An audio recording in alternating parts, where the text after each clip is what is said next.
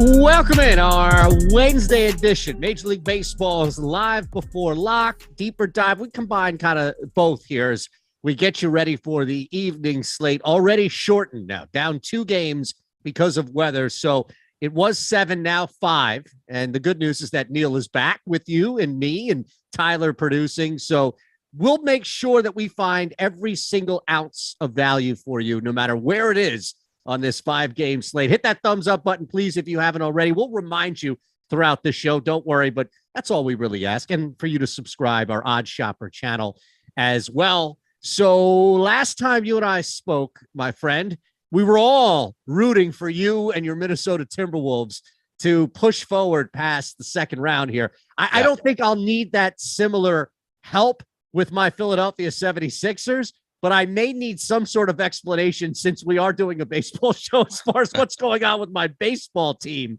But that's neither here nor there, Neil, because thank God they're not on the slate tonight. They're losing right now. Yep. Yeah, good thing. They're losing, what, 4-0 to the Rockies? No, 2-0 to the Rockies. Okay, not right. The worst start. Yeah, they've been disappointing us from a DFS perspective. I don't really care about how they do from a real life perspective. Sure. I'm not a Phillies fan, but been playing them a lot in DFS, and they have not been coming through for me. So I'm also disappointed in the Phillies. Yeah, this is a nice little balance of where real world disappointment meets DFS disappointment, because it's not like they're scoring 15 runs a game and getting their ass kicked. It's Castellano. It's everybody who's just barely showing up, if that. So good. I'm glad I'm not the only one frustrated here and that it is spilling over into the misery loves company, Neil. Yeah, I feel your pain. I'm with you. Misery does love company, and I am miserable with the Phillies as well. You know what else I'm miserable about? I played the day slate today in DraftKings and accidentally played 40% of Tristan McKenzie, who is not playing. So that was a big mistake on my end. Avoid those mistakes when you're playing a lot of lineups. Did life just get in your way and you couldn't do anything quick last minute?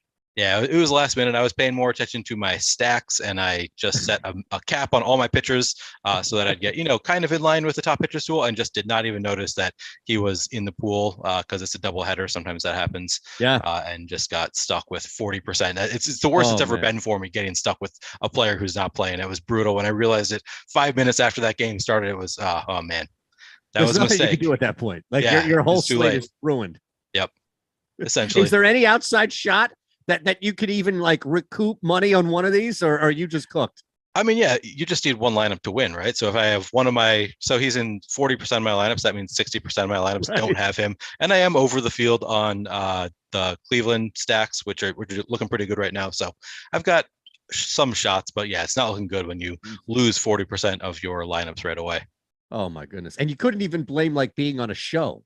No, right? It was just my fault. Yes. It was just me not giving myself enough time. And like, it looked good to me. Like I looked at my lineups, I looked at my lineup set. Everybody had that little green bubble, but when a pitcher is on a double header, they still get that little green bubble. And he's pitching later tonight, I guess. Yep. Now, Mike, is this in the $1 mini max? Mike was asking on the chat there. This was not, sadly, in the $1 mini max. Yeah, this is in the main $15 entry contest. So yeah, it's a lot of money down the drain right there. Look, if that's the worst thing that happens to you today, Neil, then you'll be okay heading into tonight, right? That's right. Yeah, that's motivation. Not great, but yeah, exactly. You just got to focus tonight, win it all back. I love it, man. At Player Q DFS for Neil on Twitter, at Shander Show for me. And again, hit the thumbs up button. We'll remind you, odd shopper throughout here, maybe a home run play or K prop that we'll hit on before we get out of here. But let's just look, we had a couple of games. Clearly the weather impacted what's happening later on. So that shrinks the slate just a little bit. And we're in kind of that 5-game mid range, if you will. This is not a jam slate by any means, but it's not 2 or 3 games either. And there is a little bit of an extra adage here with that variable. So is there anything that when you see these 5-6 game slates, kind of that smaller, but not quite small, is there anything that you're looking at, or maybe a metric that you normally would rely on bigger slates that isn't as important in this 5 or 6 game slate that we look at? Not really. I mean, it's big enough that I'm probably not going to be playing any batters against my pitchers. Like maybe a 4-game slate, I would consider it sometimes.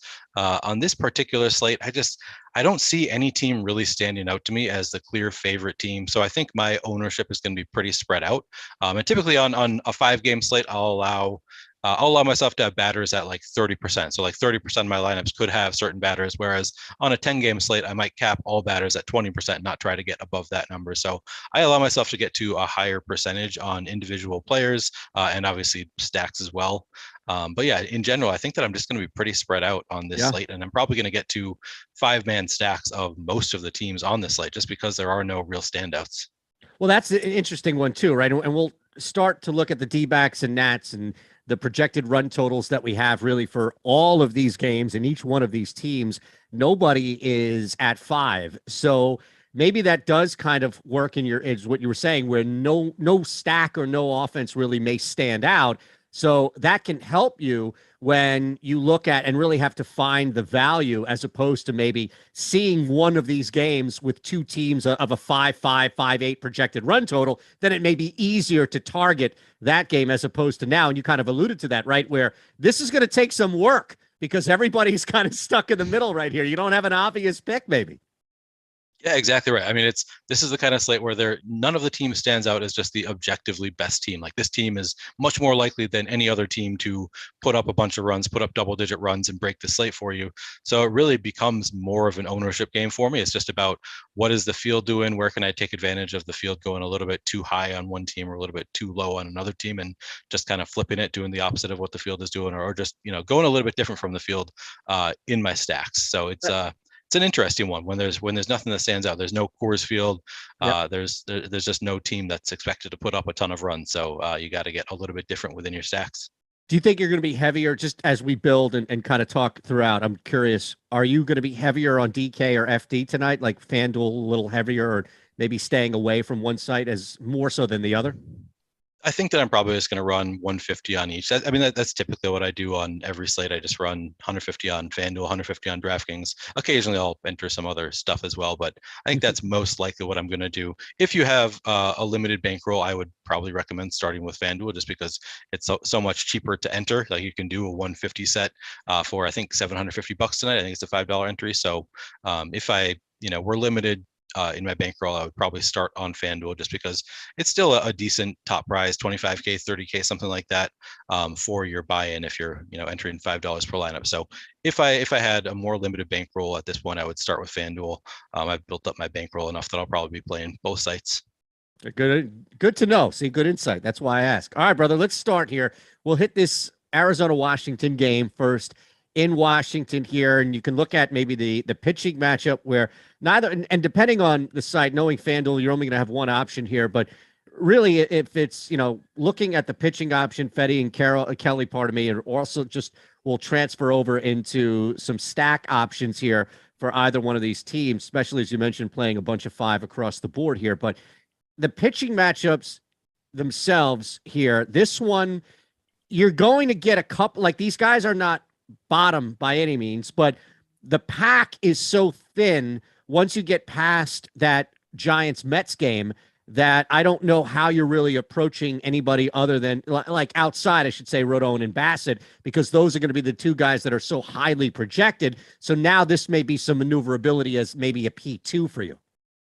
Yeah, exactly right. And both Rodon and Bassett, and this is usually how it looks when you look at the top pitchers tool, the highest end guys, the guys with the highest chance of being one of the top two pitchers end up overowned. I mean, Rodon and Bassett are clearly the top two by a wide margin in terms of their top two pitcher likelihood, but they're also over-owned according to the top pitchers tool. So generally what I like to do here is I like to suppress my ownership on Rodon and Bassett somewhat.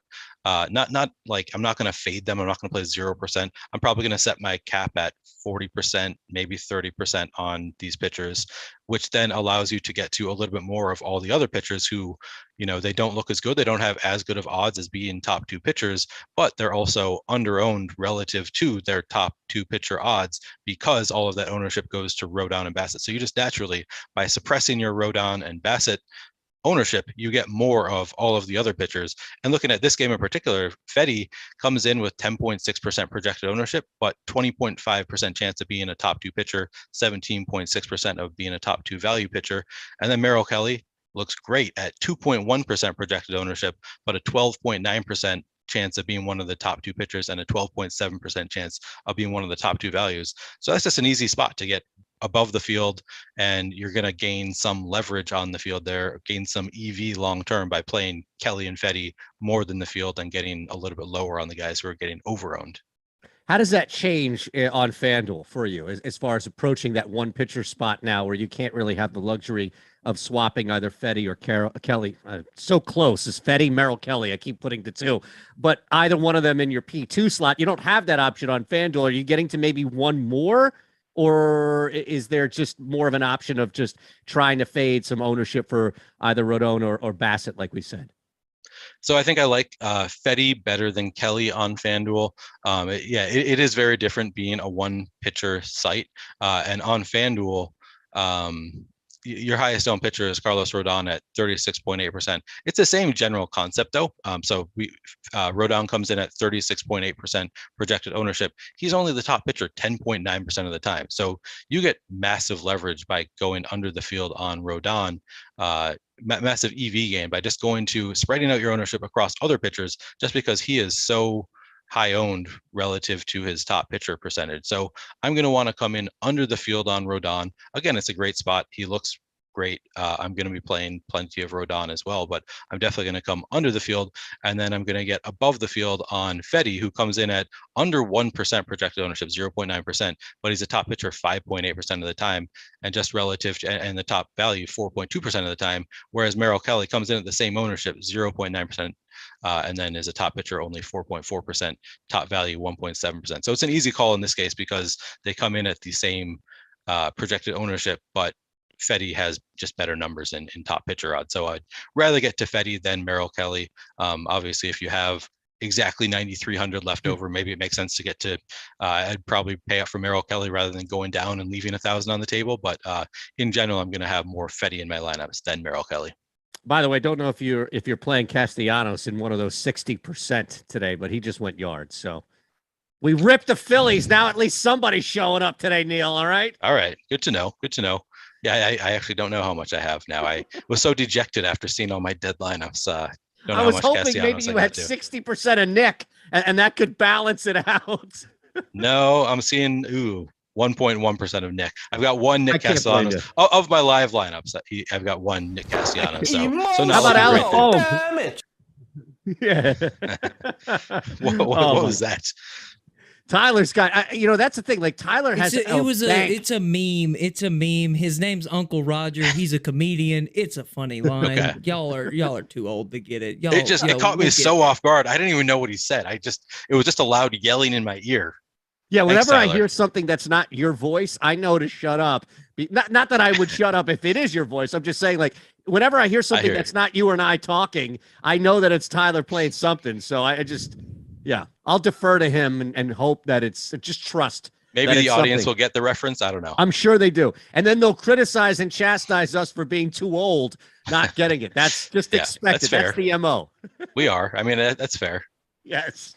Yes. All right, brother. So look, the difference here between the bats, if we just shift over, Neil, and start looking at these stacks, you're going to get a similar projection that we have in our top stacks tool for Washington and Arizona. The biggest difference is cost, and that's going to determine leverage. So Washington being a little more is going to actually have a lot more leverage because Arizona that we have projected on DK at least is still barely, but still a negative leverage stack, as opposed to Washington, where if you're looking to spend down maybe on pitchers, you can clearly take advantage of Washington, who's one of the more leveraged teams we have on offense, at least.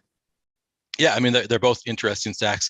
And it's always interesting trying to figure out what to do with the top stack odds versus the top value odds, because obviously, so Arizona is a negative leverage stack in terms of top stack odds. They're 10.4% projected ownership. They're the top stack only 9.4% of the time. So that's a little bit of negative leverage. But you look at the top value percentage and they have a little bit of positive leverage. They have an 11.4% chance of being the top value stack on the slate.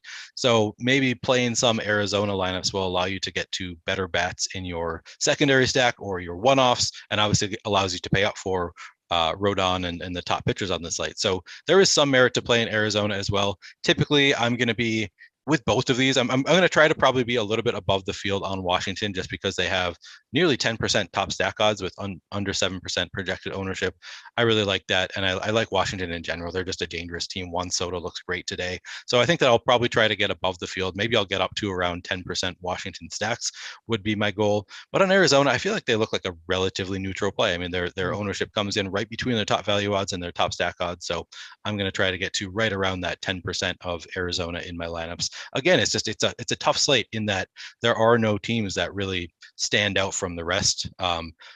So I'm going to be spreading out my ownership a good bit, and I think I'm probably going to be close to the field on Arizona and just getting to the same number, 10% on Washington. I'll be above the field according to the current boom bust odds or the current top stack odds.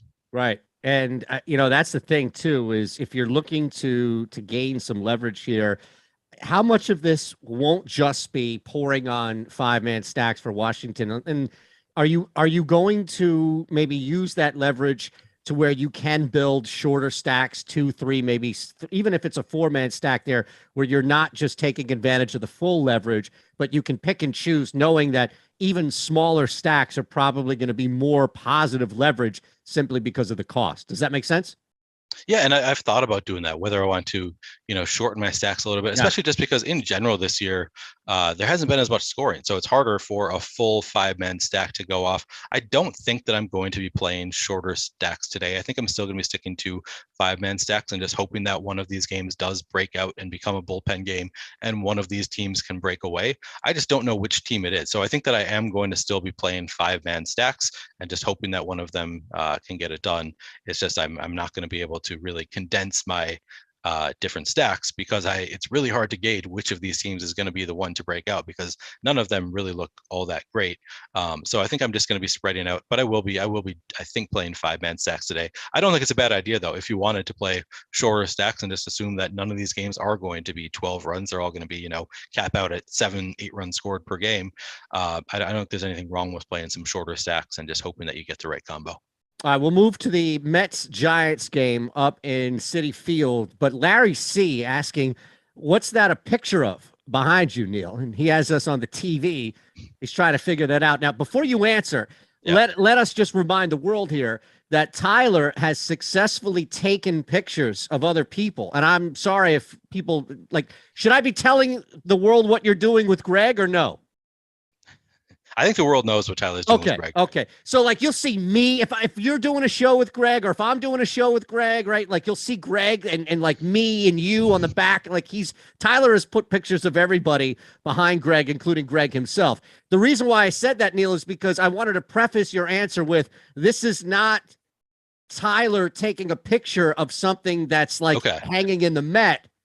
Transposing it there behind you. This is your own. I was going to YouTube just as you were bringing this up. I was going to YouTube to make sure that wasn't the case, to see if it actually is what is in my room, in my office. Right. If so you this look on YouTube now, Neil, though, you'll see Eytan with Greg's hair I made that last show. I just thought that was funny to show chat. My stream is a little bit behind on YouTube. It's oh yeah, that's beautiful. Now I see it. There you go. That is a beautiful thing, Eytan. Why don't you do that for me? I could use some hair too, Tyler. You got to give me hair like that sometime. Imagine how much better I'd look with Greg's hair. Sadly, I don't have Greg's hair. Okay, the picture behind me right now, you can see the cherry and the spoon. And I believe it's called the Spoon and Cherry. It is at the Minnesota Institute of Art, I believe. Nice. And this painting actually was painted by my wife and I didn't know this. So I was trying to set up my office and I went downstairs to find some artwork. My parents were over helping me kind of decorate at the time, and I looked at the paintings that were in our basement and I picked out a couple. There was a set of 3 paintings that I was like, oh, these look really nice. I've never seen these before. That's weird that I've never seen these, but I guess I could put these in my office. They look kind of nice. And I brought them up and I showed them to my wife and I was like, hey, what do you think of these? I think I was going to put these in my office. And she said, I painted those. She painted them at like a wine and painting event, just like you're drinking wine and just like doodling kind of. But I thought they looked really great.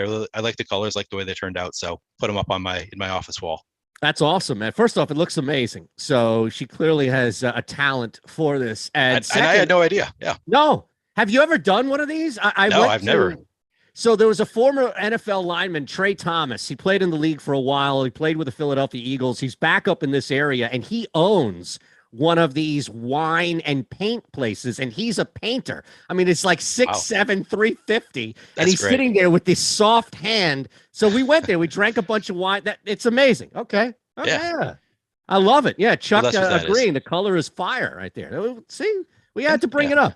Yeah, that was a good question. Nobody has asked yet. So I like the way it turned out. Nice. And I do as well. And don't you dare mess with that, Tyler. All right. That is a piece of art. This isn't like Greg Ehrenberg's Have some respect, Tyler. Exactly. Yeah. Put some respect on that photo. All right. Let's move to the Mets game here. All right. We talked about these pitchers in the backdrop, at least as far as, what we have overall.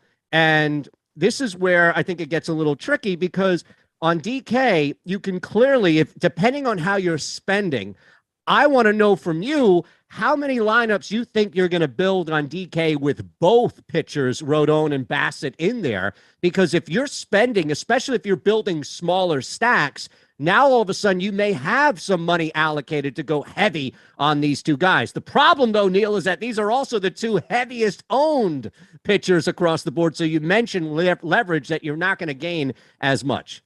Yeah, so it is a really interesting one because they are in the same game too. So this is a question that I brought up yesterday with Terry. I was asking him whether he would be willing to play 2 pitchers in the same game, depending on the salary. And in this case, we have 2 pitchers in the same game that are both fairly expensive.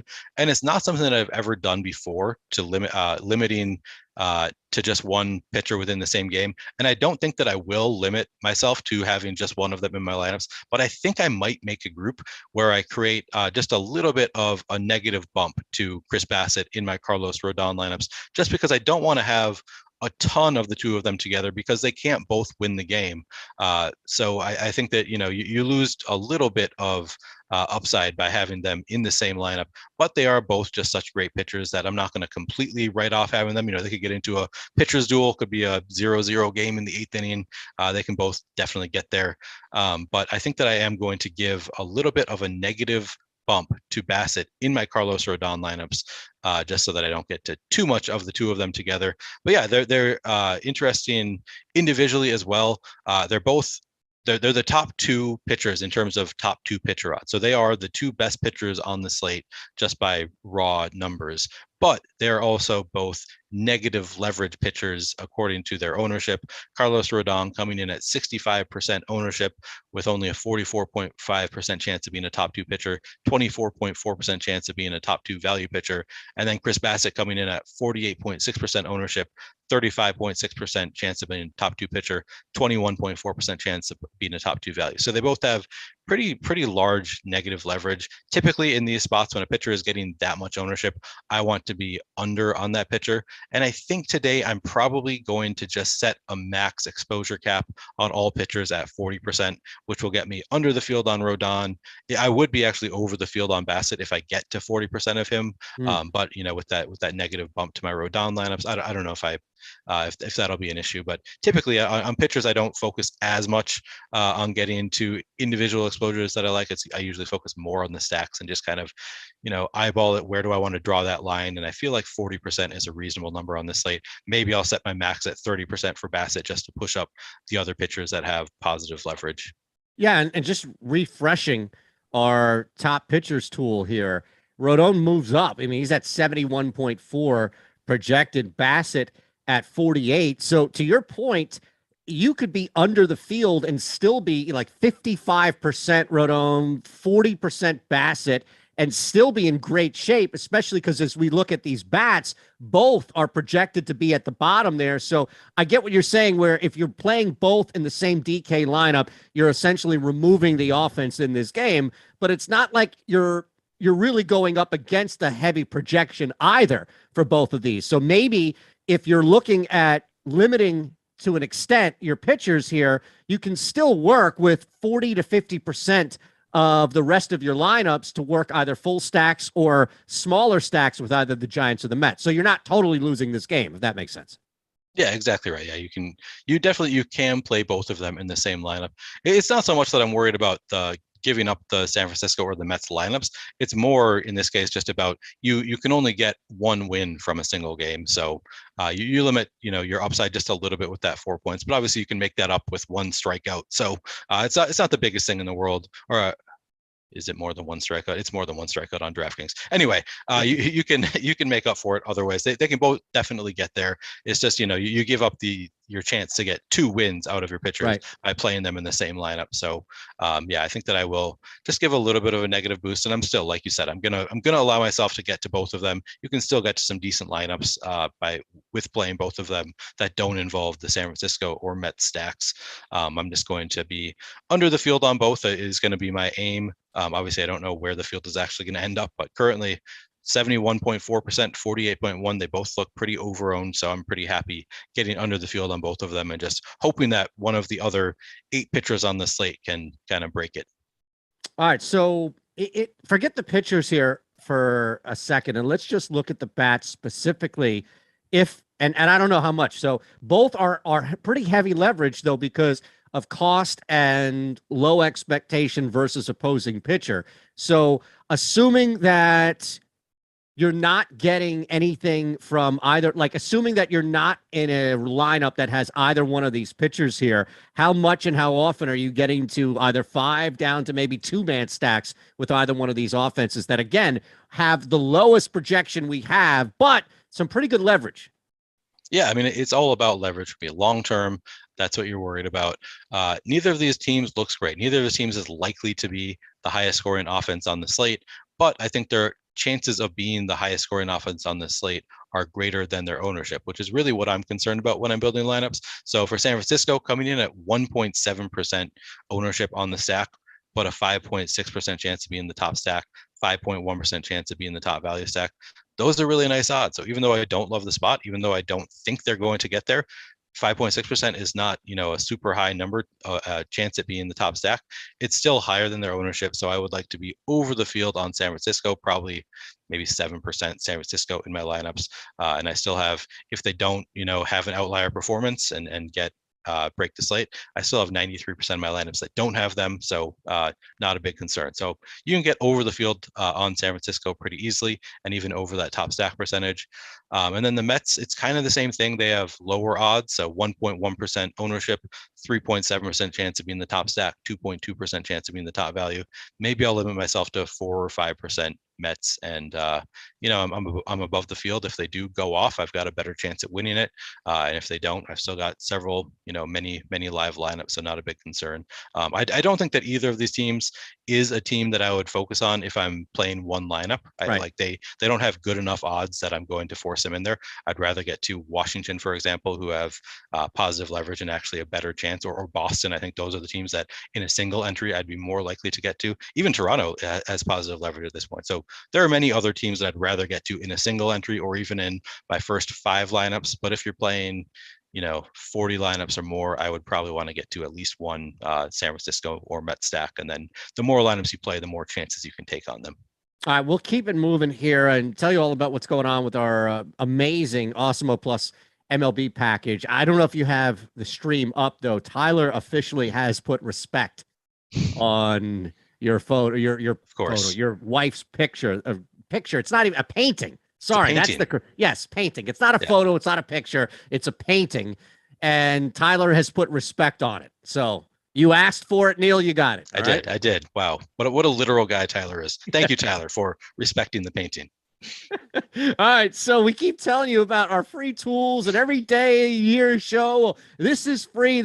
Why not just be a part of what we're doing here? It's $29.95 a week for the Awesemo Plus weekly pass, and then you get access to everything. You don't have to wait once a week for your golfers. You don't have to wait once a week for top stacks here in baseball. You just have access to everything across the board. Ownership projections, player projections mentioned. If it's top golfers, lineup builders in baseball, everything. If you just want baseball, we do have our Awesemo Plus MLB package. It's as low as $4.95 a week, but really, if you're looking at $30 a week, $29.95 a week, and you see constantly how many people are tweeting people like Neil on our shows. Hey, Neil, thanks again for your advice last night. I just baked this one. I just knocked off this one.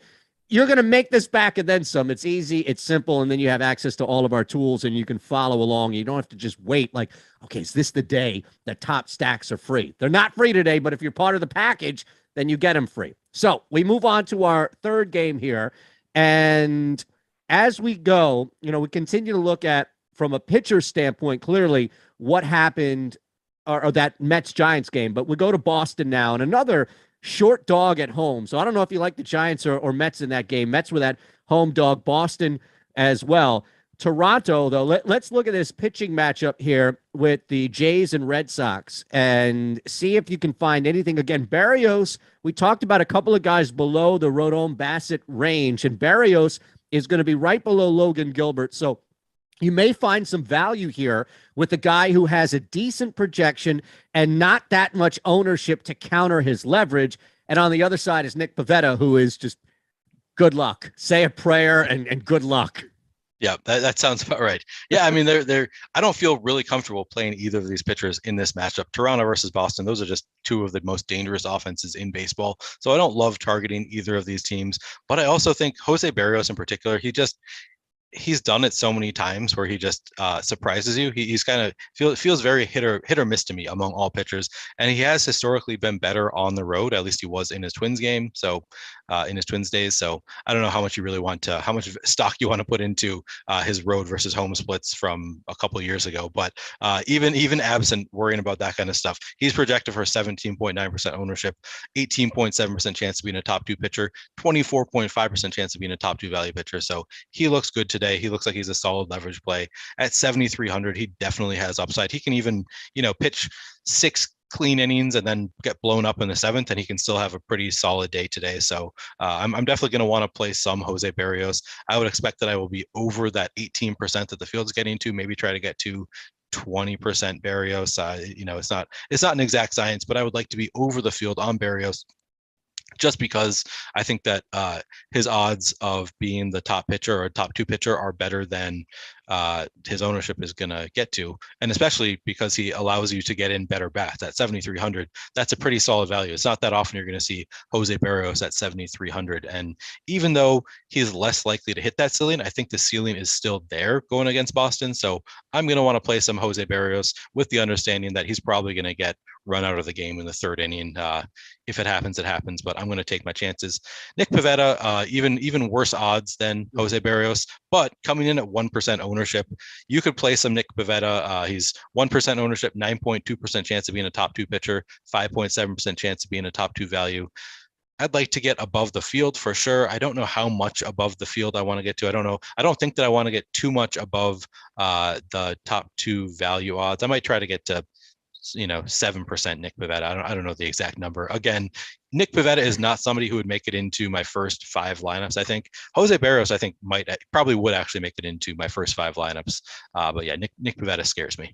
How much of this is the matchup is Nick Pivetta and just the cost, right? Because if you look at where we have Pivetta from a top 2 to projected ownership, aren't I just better off taking someone like Chris Paddock or Dane Dunning in this case because of cost and basically projected similar? Yeah, I mean, you could definitely make an argument for that.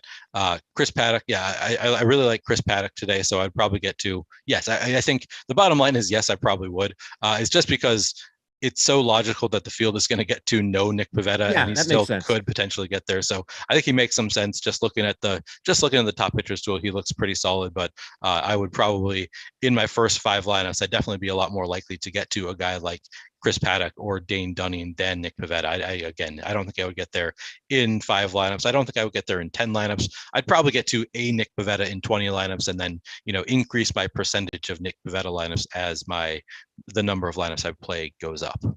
And Terry also wrote about Pivetta today, so hopefully you link that, Terry, in the chat at the very least here. You're not asking people to do extra legs of work now, which is leave our show and then go on the site to try and find your article to click to hear more about Nick Pivetta. We want it all in synergy here. By the way, Eric Hoffman with a gigantic $50 super chat. Eric Definitely Hoffman. Not necessary. I assume you know Eric Hoffman because I do. The super chat is, can't disrespect Neil's wife's painting. Met her at TOC with Neil. Awesome lady. Yeah, we hung out with Eric a lot that weekend. Eric is also Hofbrau King. He's one of the top DFS players in the world. He crushes it on FanDuel, on DraftKings, across many different different sports. So yeah, good to see that Eric is in the chat. Thanks, Eric. Wow. You have to have bankroll to be dropping a 50 super chat. Or maybe that's just Eric what Neil has bankroll. does. No, Eric definitely has bankroll. Look. Maybe it's the type of super chat that Neil Orfield elicits.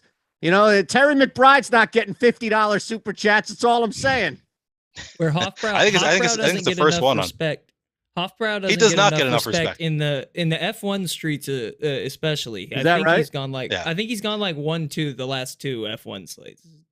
He made the mistake of making usernames that are not easy to remember necessarily, and it's Sig Eric on FanDuel, I believe, and then Hofbrau King on DraftKings. So I think if he had branded himself better, which a lot of us made this mistake when we made our usernames, we didn't think about whether they'd be memorable. But I think if his usernames were more memorable, and if they were the same on both sites, people would know the name. And a lot of people do. I think a lot of people put respect on that name at this point, but it'd be even more so if they were the same, I think. Absolutely right. A lot of respect, rightfully so, being attributed here. If it's Hoff, if it's your wife's painting, right. I'm glad we're able to do this here on the show. It's all about the community. It's all about the community. That's right. Beautiful. All right, Toronto at Boston. Talked a little bit about the pitching here. Now, if you're not getting to much Pivetta, that could open something up. But look, both of these stacks are super high projected. So even Boston here, you're going to have a little more leverage, what we have projected with the Red Sox on DK than you will Toronto by all means. But both are a pretty high projection as far as stacks are concerned. And Toronto, to be fair, is still a positive leverage stack. It's just Boston is really going to be one, if not the highest projected leverage stack you can find. Yeah, I think one of these two teams, if I'm just making a single entry lineup, it would probably start with one of these two teams. They both look great. Boston is the highest leverage spot on the slate, coming in at only 5.3% ownership, but a 10.1% chance of being the top stack. I really like Boston. They're 2.6% chance of being a top value stack. Doesn't matter to me as much with the high end teams. Usually, we know when we play Boston that they're not going to be the top value stack. You could play them and they can be not the top value stack, but they can still put up a lot more points than everybody else, and you don't necessarily need the top value stack. So not a huge concern for me. I would want to be over the field on Boston, maybe even over that 10% top stack percentage. Probably not by a ton, but I'll probably be above that 10.1% top stack percentage for Boston. They look great, and the lefties going against Berrios always look great. So you're going to want to get to some Devers, some Verdugos, the lefties on Boston. And then Toronto also, as you said, they're a positive leverage stack. They're coming in at only 15.9% projected ownership, top stack 17.1% of the time.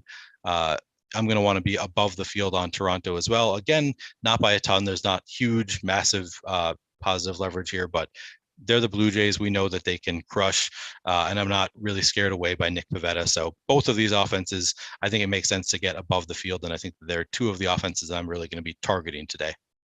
Yeah, man, it makes sense, right? Especially on this smaller stack, we're going to try and find something, especially if we're talking about countering and really mining that leverage there. So really, if there's nothing else in this game, you think we can move on. I just didn't want to see if there was anything you were looking at, either one-offs or maybe even like shorter stacks, because both of them are positive leverage. We talked a little bit about that with Washington at the start. So if not, then no worries. We've got time. We can move on. I just didn't know if there was anything else from an offensive standpoint, even if it's a mini stack standpoint, that you liked with maybe Boston more so than Toronto, but both. Yeah, I mean, if you want to mini stack them, I think it makes a lot of sense. Just focus on those lefties. If you want to play Devers, Verdugo in a 2-man stack, I think that makes a lot of sense. But sure, you can always play Vlad Guerrero as a one-off. I'll be getting to some Vlad Guerrero one-offs. I'll be getting to some George Springer one-offs, Bo Bichette one-offs.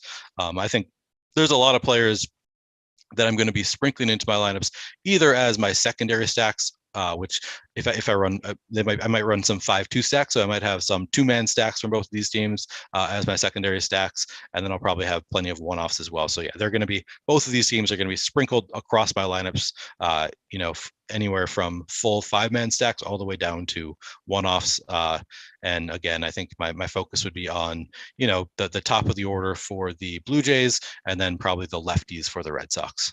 All right, we'll move on to to Minnesota and Kansas City. But let's just remind everybody, not only hit that thumbs up button, you see Terry reminding you in the chat as well. There's a reason, because it helps us out exponentially. We also want you subscribed here. And then look, we're giving back. We have this Best Bets Discord that is just fantastic. It's through the roof.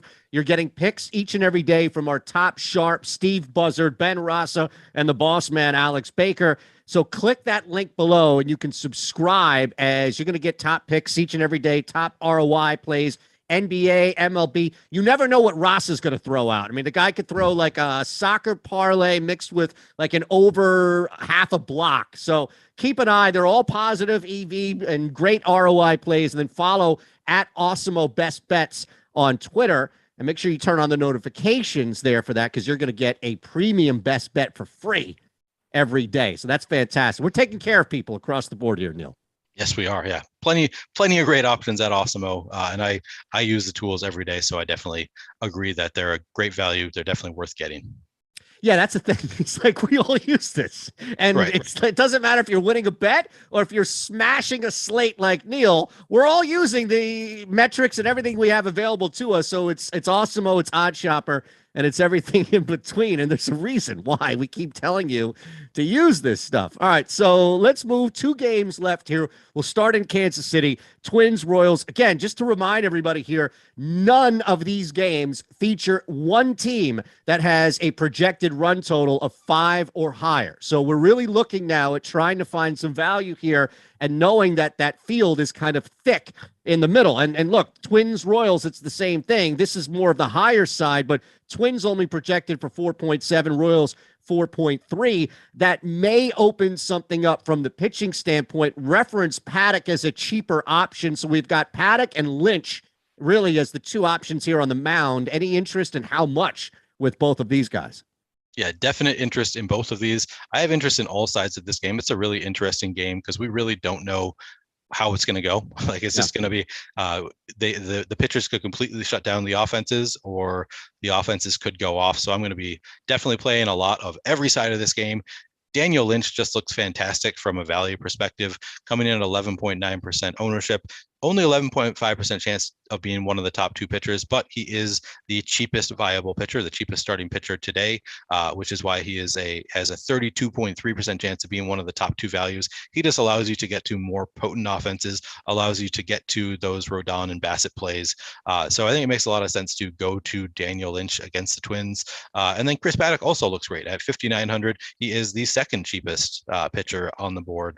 And he comes in at only 4% ownership with a 9.8% chance of being one of the top 2 pitchers, 24.6% chance of being a top 2 value. So these are 2 of the better pitching options on the board today. They just allow you to do so much with your lineups. They allow you to play those Boston stacks, those Toronto stacks. So I'm going to be above the field for sure on both of these, and probably substantially above the field on Paddock in particular. Really on both of them. I think I'll probably be substantially above the field. Are you getting to any of these guys? And 150, so there's opportunity by all means. But on FanDuel, where you really only have that one option, what are you doing with 150 and Lynch and Paddock kind of in the mix, if anything?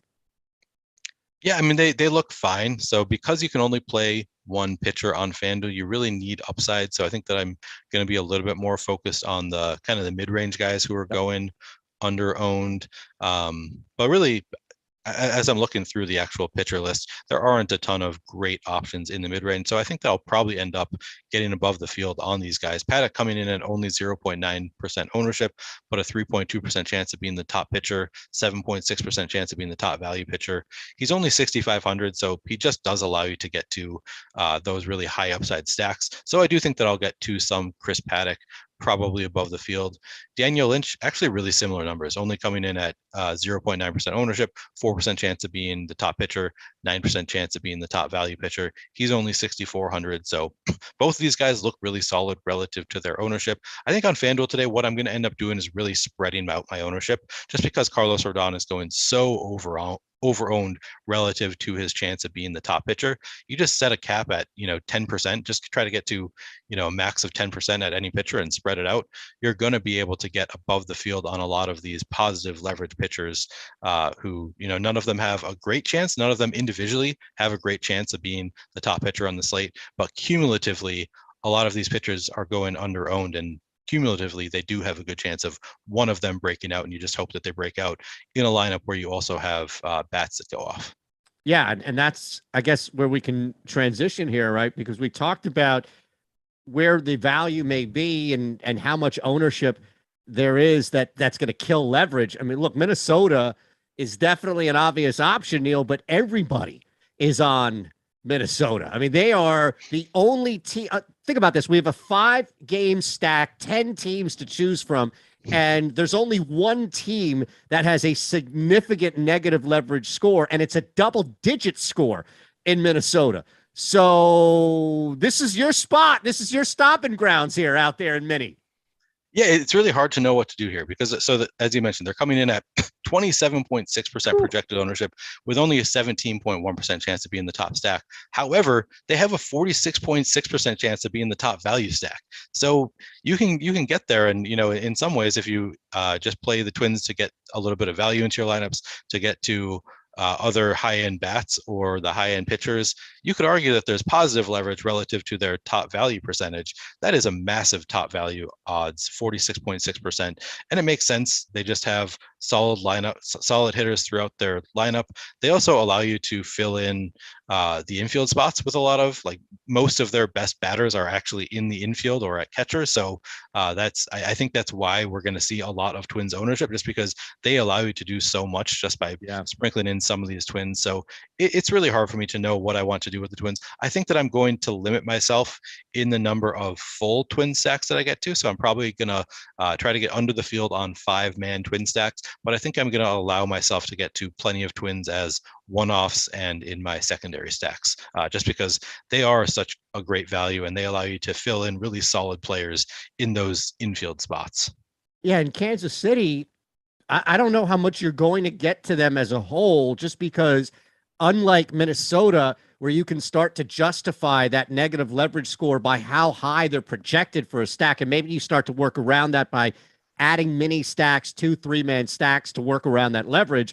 Kansas City is right there in the middle as far as our top projection, but they are so heavily owned that it might mitigate how much you could use or really get to Kansas City tonight.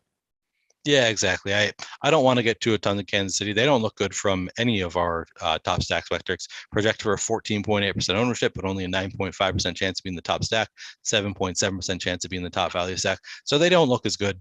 Obviously, they can get it done against Chris Paddock. It wouldn't be that shocking if Kansas City goes off, but the odds are just lower than the ownership is right now. So I'm going to want to come under the field on Kansas City. I'm not going to full fade them, but I could see myself getting, maybe 6-7%, try to come in pretty well under the field so that I can get to some of those other spots where the stacks are under-owned.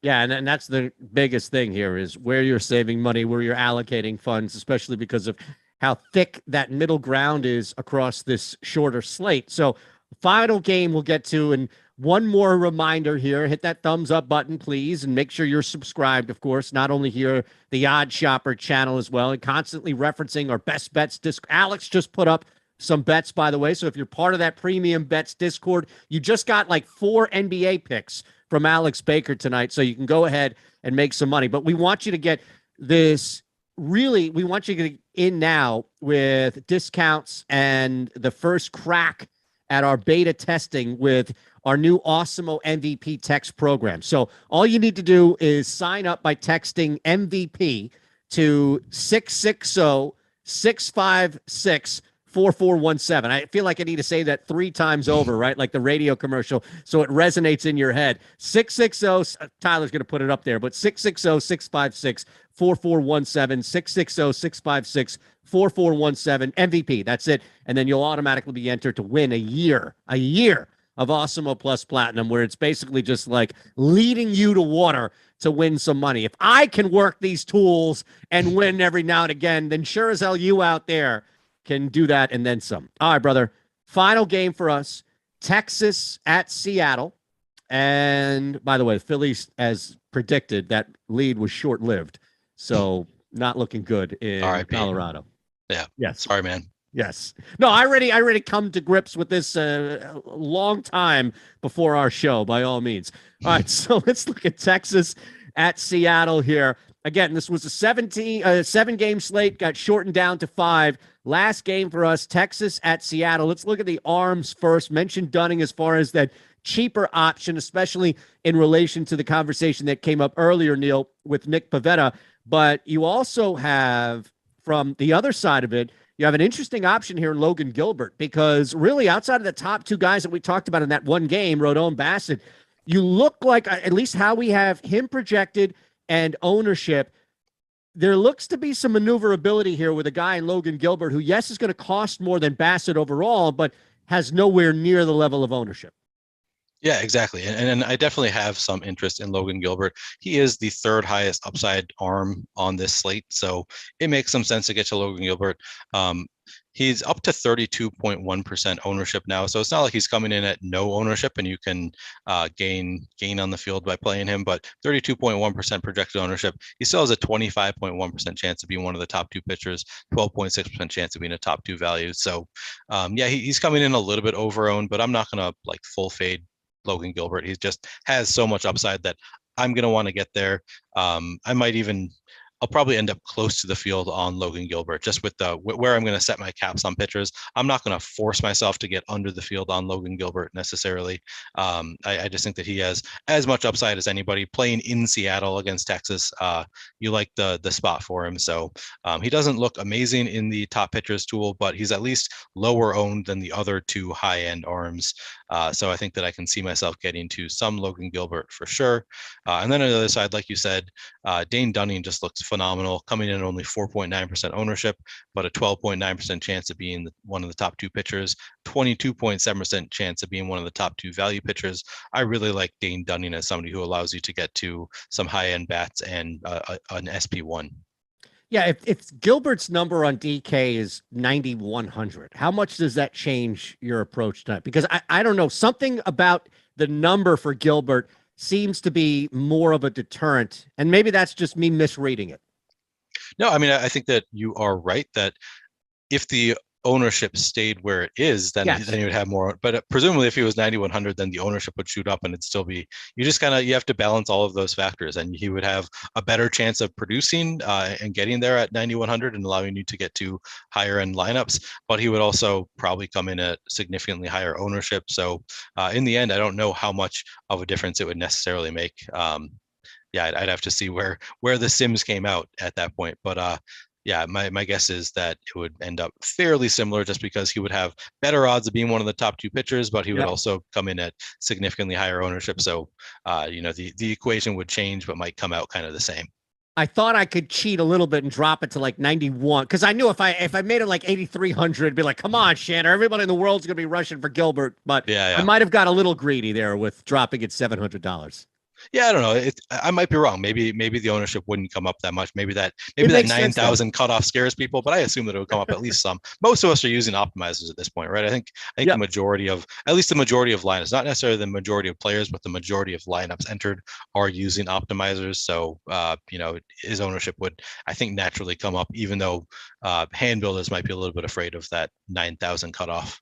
Yep. All right, brother. Last opportunity here to hit some stacks on our way out. Seattle, Texas, they're both pretty much equal until you get to a slight difference in projection as far as top stack, but not by much by any means.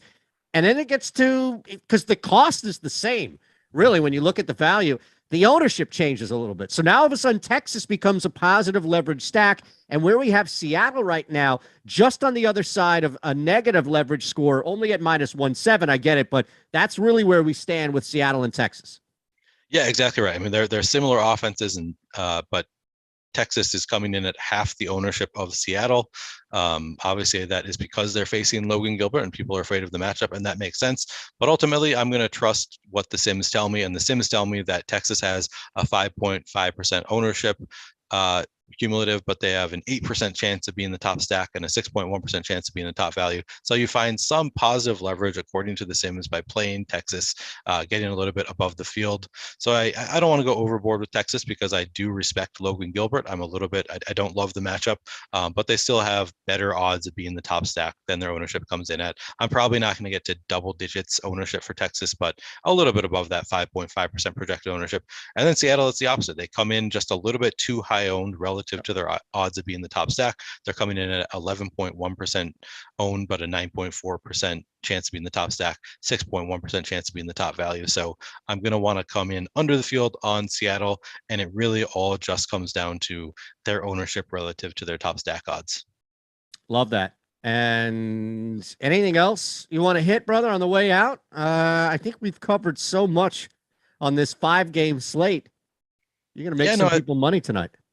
Make sure you don't play any pitchers who are not pitching on the slate. That is my first piece of advice. I think that's a good way to start your narrowing down who you want to play. Don't play pitchers who are not pitching. And then after that, just try to gain some leverage on the field. You got to love your Toronto-Boston stacks. They're still looking great. Boston looking phenomenal in the top stacks tool. So I think I'd play some Boston today. 4-4 fills. Take that, Orfield. All right. Nice job. Congrats. We appreciate everybody hanging with us. Again, thanks to Tyler for producing. Thanks to you out there. Terry as well in the chat, making sure, keeping you all online, hitting that thumbs up button and subscribe. And we'll see you next week. Enjoy the games tonight.